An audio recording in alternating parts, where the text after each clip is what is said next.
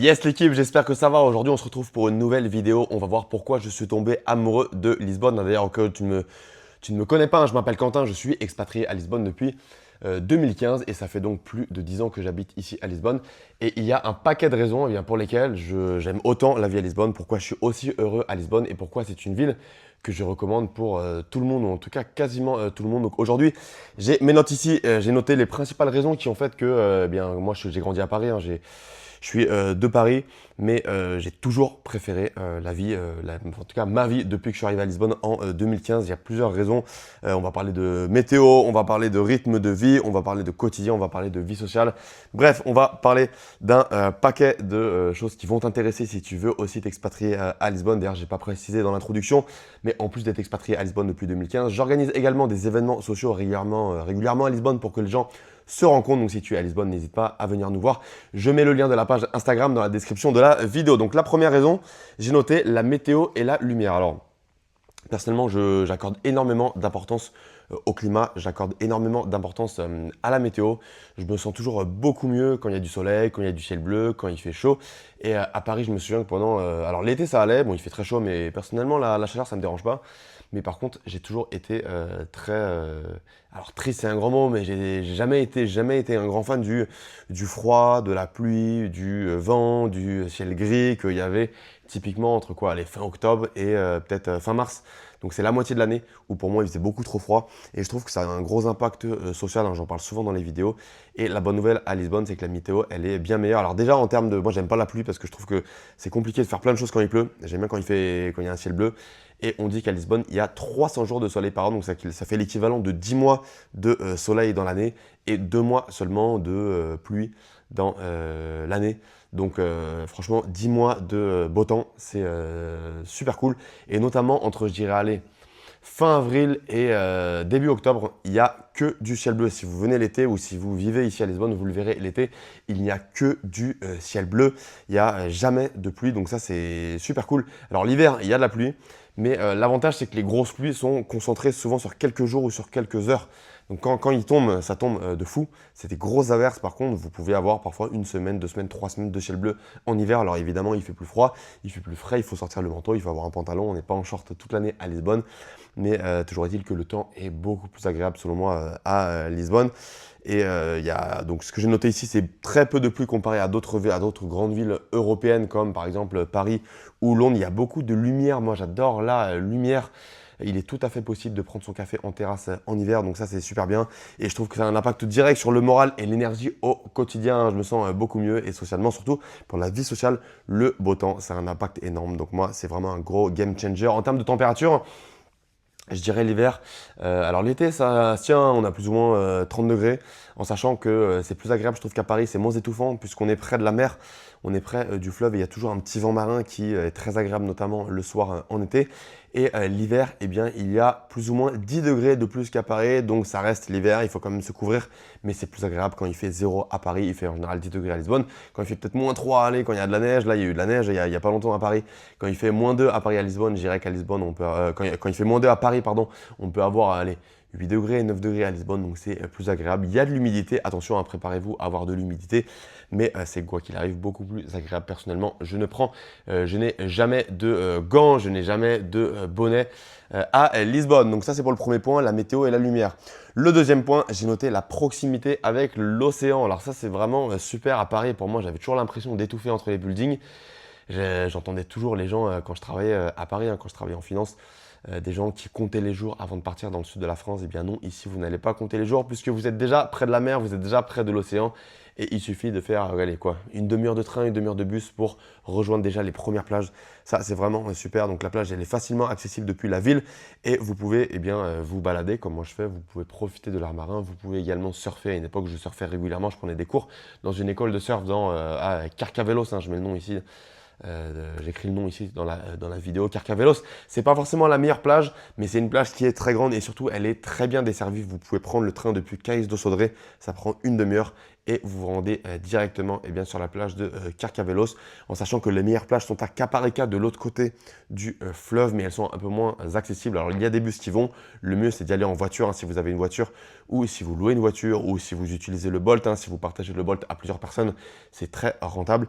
Mais voilà, il y a des plages du côté donc, de Lisbonne vers Carcavelos, Cascais, et il y a aussi des plages qui sont plus intéressantes de l'autre côté du fleuve si vous traversez le pont du 25 avril, ce fameux pont rouge qui est impressionnant. Donc, pourquoi est-ce que j'aime la proximité avec l'océan? Eh bien, c'est une sensation d'espace, une sensation de respiration. Et je le vois directement quand je passe une journée à la plage et que je reviens ensuite à Lisbonne. Eh bien, j'ai l'impression d'avoir une nouvelle énergie. Je trouve que ça permet d'avoir les pieds dans l'eau, les pieds dans le sable. Ça permet de se connecter avec la nature. Ça permet de se sentir mieux quand on rentre sur Lisbonne. Et cette possibilité, eh bien, on ne l'a pas dans beaucoup de villes comme Paris. Donc ça, c'est un grand point fort. À Lisbonne, j'ai noté également le rythme de vie.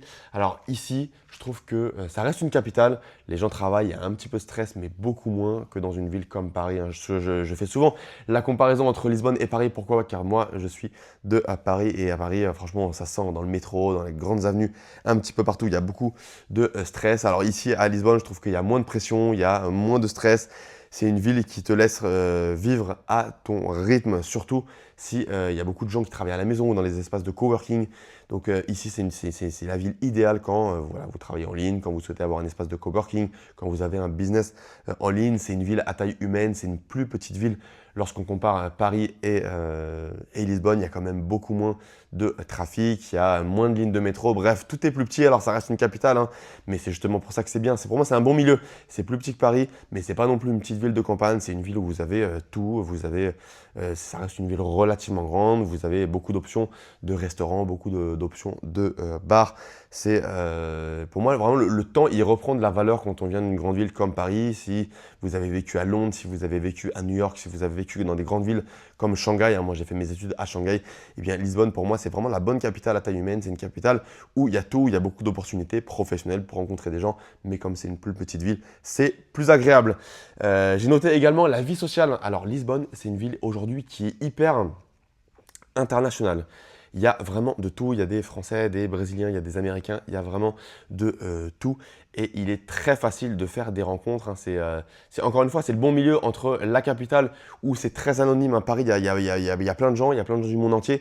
Mais j'ai vu qu'il y a beaucoup de gens qui se sentent seuls. Eh bien, Lisbonne, c'est une capitale. C'est une capitale où il y a beaucoup de gens qui viennent pour étudier, pour travailler. Mais c'est plus facile, je trouve, de faire des rencontres à Lisbonne qu'à Paris car les gens sont juste plus détendus. Alors, ça demande de faire des efforts. C'est justement la raison pour laquelle j'ai créé ma communauté sociale, Lisbonne Social Coffee. Encore une fois, je vous mets le lien de la page Instagram dans la description de la vidéo.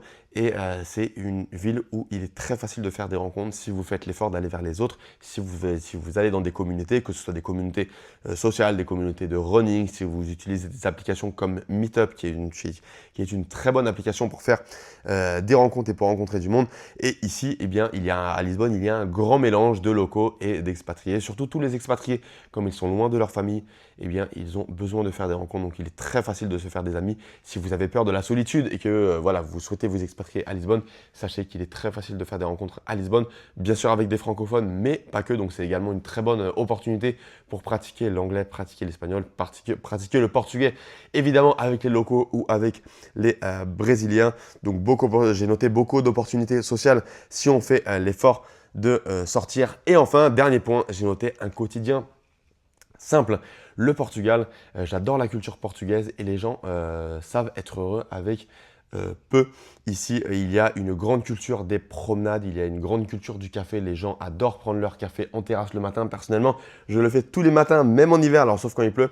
Mais je prends mon café en terrasse tous les matins. Le café, en plus, il n'est pas cher ici, vraiment pour moins d'1 euro.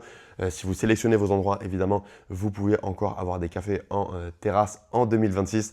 Donc, il y a vraiment la culture de on se détend, on respire, on ne va pas se stresser. Donc voilà, personnellement, j'adore les cafés, j'adore me balader dans le centre de Lisbonne. Il y a un paquet de quartiers très sympas dans lesquels il est agréable de se promener à Lisbonne. Je pense à Príncipe Real, je pense au quartier de l'Alfama, je pense au quartier de Graça d'ailleurs. Dans le cadre de la communauté Lisbonne Social Coffee que j'organise également des social walks. Donc on fait également des balades qui sont super agréables. En plus, comme il fait beau et qu'il fait moins froid qu'à Paris, vraiment les conditions ici sont idéales pour aller se balader dans Lisbonne.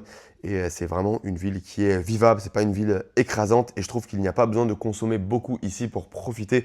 Vous pouvez profiter des parcs. Vous pouvez également vous balader le long du fleuve, hein, le long du fleuve Tejo, qui est un endroit super pour courir, pour marcher. Et je me sens vraiment, je ne sais pas comment expliquer, je me sens dans la ville idéale ici. Alors j'en ai déjà parlé dans d'autres vidéos, hein, il n'y a pas que des points positifs. Évidemment, dans toutes les villes du monde, il y aura forcément des points négatifs.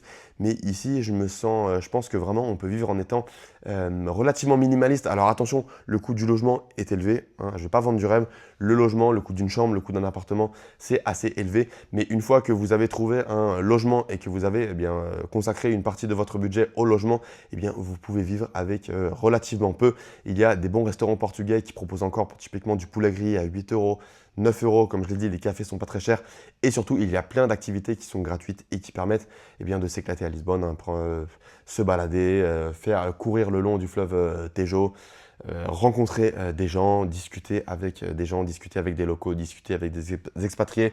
Donc moi, tout ça fait partie aujourd'hui de ma routine à Lisbonne et j'en suis très fier. Donc voilà les principales raisons pour lesquelles je suis tombé amoureux de Lisbonne. N'hésitez pas à me dire en commentaire si Lisbonne est votre coup de cœur, pourquoi est-ce que vous aimez autant Lisbonne. Si vous n'aimez pas Lisbonne, n'hésitez pas également à mettre un commentaire, une critique constructive bien sûr. On échange comme toujours, hein, je réponds à tous les commentaires. N'hésitez pas également à vous abonner à la chaîne nouvelle, donc ça m'aide au référencement. Un petit pouce bleu, ça fait également super plaisir. Et je vous dis à très bientôt. Salut!